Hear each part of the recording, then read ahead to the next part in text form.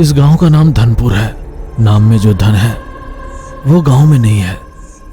गांव के लोग कई सालों से सूखे की मार झेल रहे हैं, फिर भी इसी गांव में जी रहे हैं। इसकी वजह है गांव के बाहरी इलाकों के बरगद के पेड़ की शाखाओं में स्थित भूत।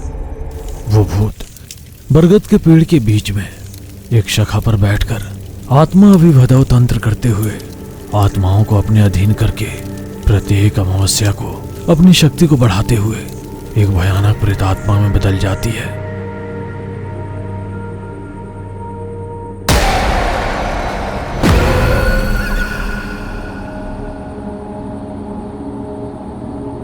सरहद पार कर गांव से बाहर जाने वालों को उनके कानों में गंडकी मंत्र पढ़कर उन्हें वहीं मार देती है। वो मंत्र जोर जोर से कानों में भयानक स्वर में सुनाई देते हैं। वो मंत्र सिर्फ कानों में ही सुनाई पड़ते हैं। वो मंत्र जिनको सुनाई देता है उनके कानों से हरा तरल निकलता है, उनकी आंखें सफेद हो जाती है और मुंह से खून निकलकर वे वहीं पर मर जाते हैं। उस भूत के कारण लोग गांव के सरहद को पार नहीं कर सकते, उसी गांव में जी रहे हैं। जबकि ऐसा था, एक दिन राघव का बेटा ईश्वर, जो उस गांव में एक चरवाहा है, अपनी भेड़ों को खोजने जाता है। क्योंकि वे गायब हैं, वो पूरे गांव में खोजता है लेकिन कहीं नहीं मिलते। सारा गांव ढूंढने पर भी नहीं पता चला। शायद गांव के आखिरी छोर पर हो, लेकिन पिताजी ने कहा था कि सरहद पर मत जाना, भेड़ वहां है या नहीं दूर से ही देखाऊंगा। ऐसा सोचकर वो थोड़ी दूर से गांव के छोर को देखता है। वहां भी भेड़ें नहीं थी, यहां भी नहीं है। कहां चली गई ये भेड़ें? कहीं सरहद पार करके पड़ोसी गांव तो नहीं चले गए? जाकर देखता हूं। लेकिन पिताजी ने कहा सरहद पार करके मत जाना, अब क्या करूं? वही सोच रहा था। भेड़ों के साथ लिए बिना घर जाऊंगा तो पिताजी मुझे डांटेंगे। वो डर गया। सरहद पार कर पड़ोसी गांव में जाते समय भूत ने ईश्वर के कान में गटंकी मंत्र पढ़ना शुरू किया।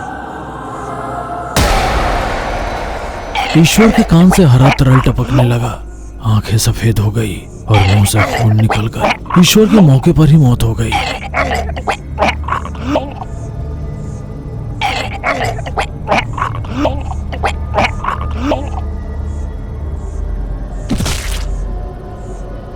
उधर से गुजर रहे एक किसान ने सरहद के पास ईश्वर की लाश देखी। ये लड़का हमारे राघव के बेटे जैसा दिखता है, यहाँ क्यों पड़ा है? ओह, अभी राघव को बताना चाहिए। ये सोचकर वो राघव के घर जा रहा था। कल दोपहर को ईश्वर भेड़ चराने गया था, लेकिन वो अभी तक घर नहीं आया। भेड़ कल शाम को ही घर आ गए। वो कहाँ गया है पार्वती? क्या उसने तुम्हें कुछ बताया? मुझे कुछ नहीं बताया जी। पता नहीं क्यों मुझे बहुत डर लग रहा है। आप जरा जाकर देखो ईश्वर कहाँ है। कहीं सरहद की तरफ तो नहीं चला गया? जल्दी जाकर देख आइए। हाँ ठीक है, जाकर देखता हूँ। इसी बीच वो किसान राघव के घर के पास आता है। राघव, राघव! अरे क्या हुआ? ऐसे क्यों भागे चले आ रहे हो? मैं अपना खेत देख कर आ रहा हूँ। मैंने सरहद के पास किसी को पड़ा हुआ देखा। नजदीक जाकर देखा तो वो आपका बेटा ईश्वर है। उसका पूरा शरीर खून और आंखें सफेद होकर मर चुका है। ये बात सुनते ही राघव और पार्वती रोते हुए बरगद के पेड़ के पास जाते हैं। ये जानकर गांव के सारे लोग बरगद के पेड़ के पास आते हैं।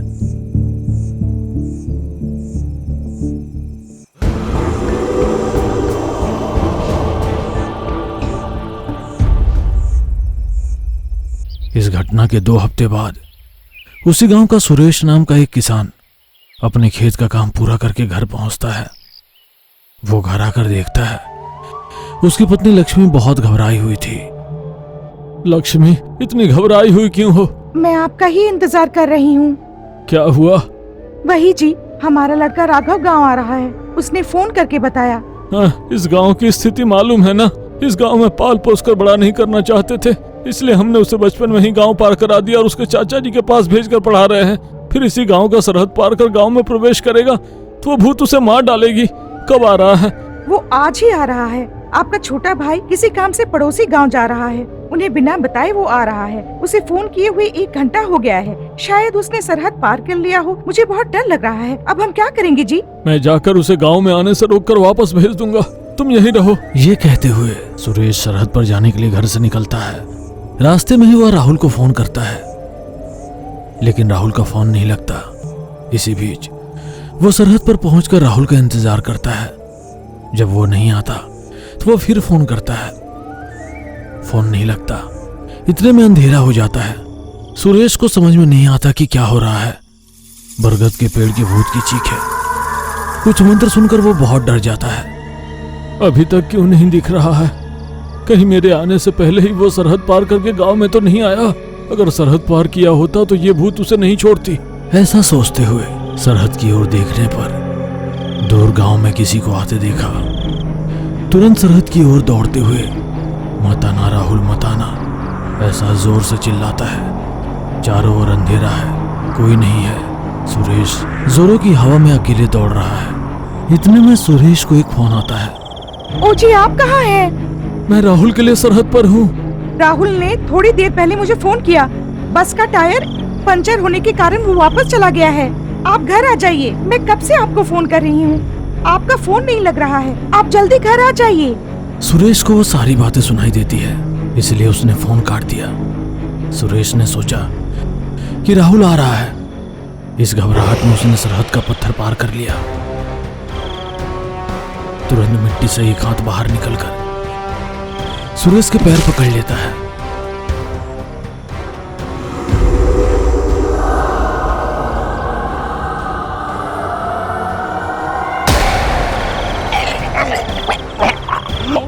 डर के मारे नीचे गिर गए सुरेश के कानों में गट्टन की मंत्र बताकर उसे बुरी तरह से मार डालती है। लक्ष्मी अपने भाई कोमल के घर जाकर जो कुछ भी हुआ उसे बताती है। सुरेश को ढूंढने भेजती है। ठीक है दीदी, मैं जाकर देखता हूँ जीजा जी कहाँ हैं। कोमल और कुछ लोग सुरेश को खोजने के लिए गांव के सरहद में जाकर ढूंढते समय सुरेश को सरहद के पास वाले एक खेत में मरा हुआ देखकर सब चौंक जाते हैं। कोमल बहुत रोता है। एक बूढ़ा आदमी जो भीड़ के साथ आया था सुरेश को देखकर रोते हुए कहता है, इस भूत ने और एक की जान ले ली। इस गांव का श्राप कब खत्म होगा? पता नहीं ये भूत इस गांव को कब छोड़ेगी। रोते हुए ये सुनकर कोमल उस बूढ़े आदमी के पास आकर, दादाजी क्या हुआ? कैसा श्राप दादाजी? वो भूत हमारे गांव के लोगों को क्यों मार रही है? क्या है हमारे गांव की कहानी दादा? मुझे बताओ दादा। ऐसा पूछने पर वो सब कुछ बताते हैं। मेरे बचपन में ये गांव बहुत खुशहाल हुआ करता था। एक बार बड़ा तूफान आया और 3 दिन लगातार बारिश होने से सारी फसल नष्ट हो गई। झोपड़ियां आंधी के कारण उड़ गई। पानी कचरे से प्रदूषित हो गए। गांव में कई लोग मर गए, लेकिन हमारे गांव के अंत में तांत्रिका का घर ठीक था। वो हमेशा कुछ पूजा करती थी, इसीलिए सभी उसे तांत्रिका कहते थे। वो रोज कोई पूजा करती थी, लेकिन वो कौन सी पूजा करती थी किसी को नहीं पता था। कुछ समय बाद एक दिन हमेशा की तरह वो कुछ पूजा कर रही थी। वहां से गुजर रही एक महिला ने तांत्रिका की घर की ओर देखा। घर से धुआं निकल रहा था और उसने भयानक चीखें और रोने की आवाजें सुनी और खिड़की से घर में देखा। पूरा घर धुएं से भरा था। किसी के रोने की आवाजें सुनाई दे रही थी। वो महिला ये सोचकर डर गई कि वो तांत्रिका किसी को जादू टोना करके मार दे रही है। वो तांत्रिका जादू टोना करके किसी को मार डालेगी, मैंने अभी देखा है। हाँ साहब, उस तांत्रिक की शुद्र पूजा के कारण ही तूफान आकर पूरे गांव में सूखा पड़ गया। तूफान में सबका घर गिर गया, लेकिन उस तांत्रिका के घर को कुछ नहीं हुआ।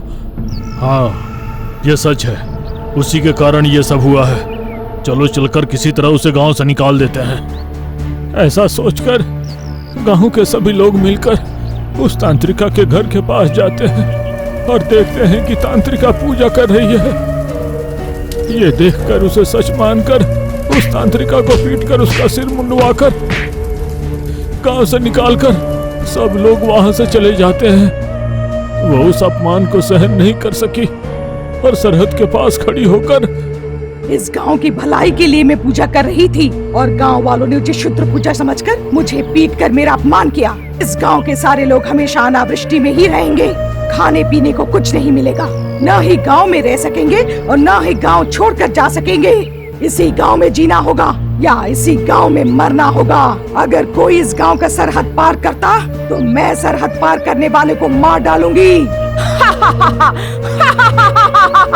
ऐसा श्राप देकर उस बड़े बरगद के पेड़ में फांसी लगाकर यही मर गई।